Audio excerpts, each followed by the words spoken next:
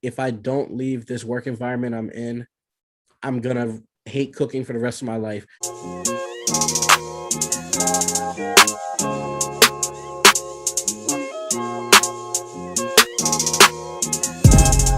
What's going on, family? It's your boy, Coach Bear, back again with another Testimony Tuesday. I got my guy, Chef Morgan James here, aka Bubba.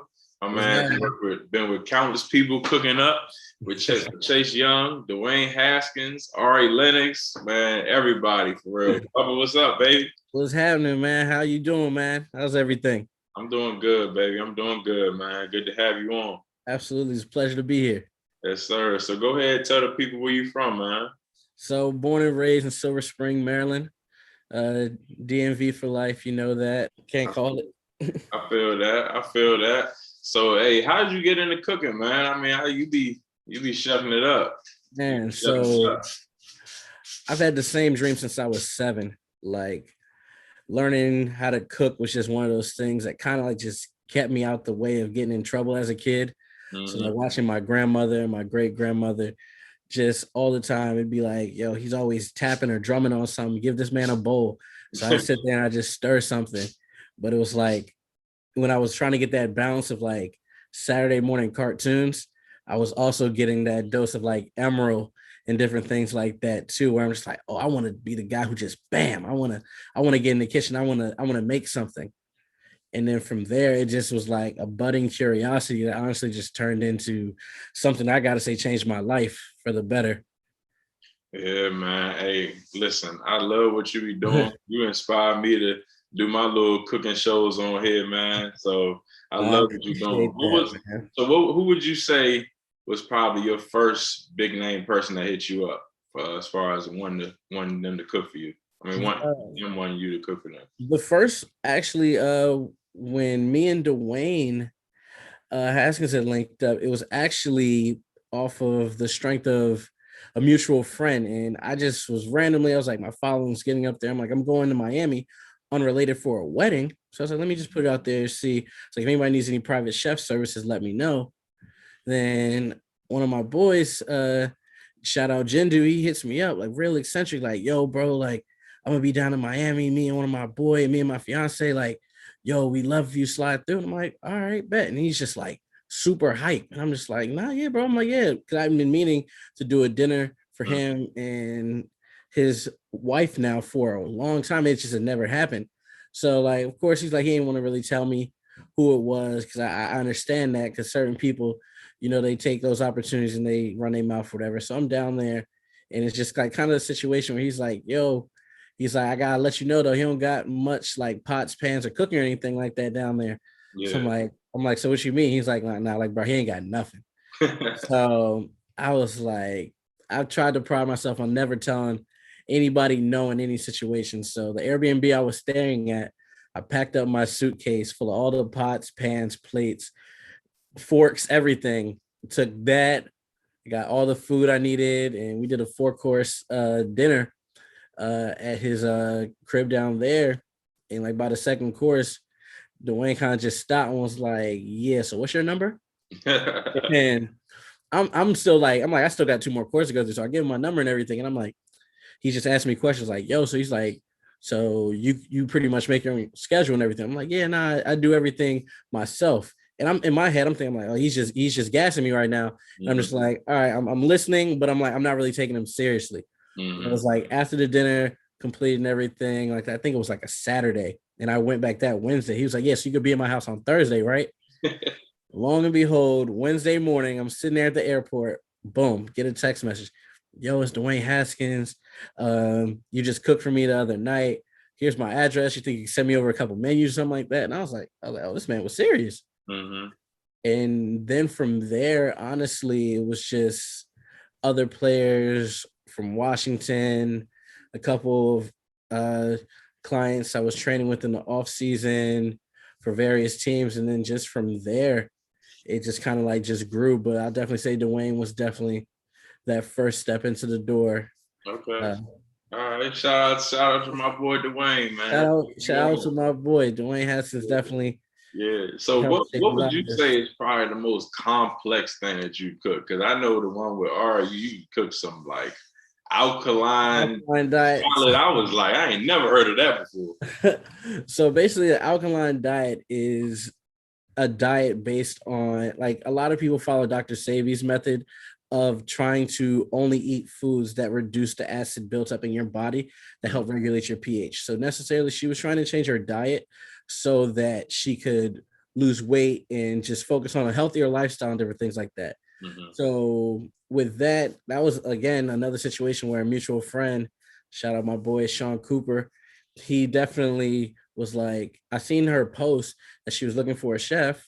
Mm-hmm. So already I'm like, I don't like really asking for favors, but I know a couple people had tagged me on the post and everything like that. So I'm like, maybe she had seen my name. But then I was just like, I was like, yo, I was like, bro, what, I was like, what is she looking for exactly? I was like, give me a menu. And then he was like, yeah, I'm gonna let you know. So I didn't really hear anything for like a week. So I was like, oh, maybe she found somebody. Mm-hmm. 2 days before she asked for the food, he's like, yo, bro, I got the menu. Da, you think you can make this happen? That I was like, I remember it was like 5 in the afternoon. And I was just like, absolutely, I'm gonna make it happen. He's just like, you sure? I was like, bro, give me the menu. I'm gonna get it done. Don't even worry about that. And at that point, he had only had my food like once or twice. So he was kind of like gambling on me to be able to produce. And we drove out there and it was a great time. Like, she honestly was one of the most genuine and humble people I've ever met in my entire life. Like, just her energy where she was so appreciative of just me coming that way and cooking for her was honestly the beautiful part of it. So Mm-hmm. shout Yeah, out to Aunt I Lennox. was impressed with that. I was like, man, I didn't even know that could be done. Like, that's really some next level stuff. And that's kind of like what I pride myself on, like, in this industry. Like, there's going to be a lot of people who look like me, a lot of people who can do a lot of things I can do, but if I'm able to do a lot more, I feel like that helps me stand out. Like, that versatility of not limiting myself to my abilities of what I can produce. Like, if there's something I don't know how to do, I will physically find somebody who can do it to assist me, or I'll learn how to do it. But like I said, I've never been in a situation to this day, knock on wood, where I've ever had to tell a client straight up, I can't produce this, or Mm-hmm. no, I can't do this. So Yeah, it's, willpower is important. oh, absolutely.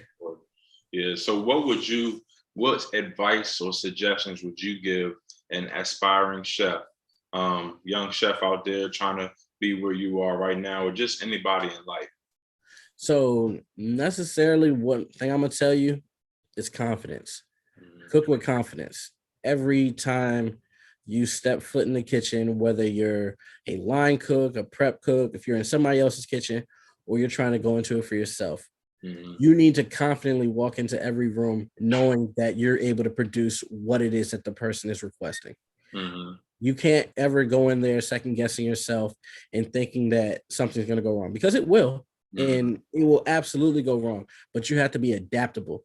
Like, there's so many situations. Like, even that first dinner for Dwayne, his oven, we couldn't get it to work. It was Mm-hmm. like some fancy German oven, and I had a mac and cheese, and I had to bake a cake on the menu. Wow. So am I going to say, oh, well, yeah, your oven doesn't work? No, I can't do it. I Mm-hmm. cranked his microwave up to the highest setting and rotated both of those over 2 hours. And I baked a cake and mac and cheese. And he didn't find this out till I think a couple months later, because we just told him like as a joke. And I was just like, yeah, bro. I was like, you really tried to like set me up, because I couldn't. It was like this fancy German oven, and half the cake baked perfectly. The other half was underdone.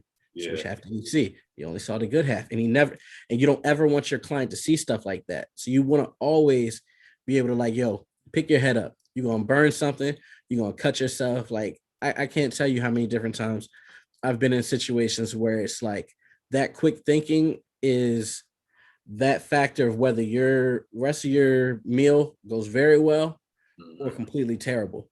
Like, you just honestly have to be able to be quick on your feet, be able to know that if something bad happens, don't let that ruin everything. Don't let it break you down. Like, I'm telling you, like, culinary school, a lot of places that people feel like you're going to get that foundation. The only real way you get that foundation is by doing it. Yeah. whether it's at home, whether it's for your friends, different things like that. My friends never found out I really wanted to cook until my senior year of high school, because Wow.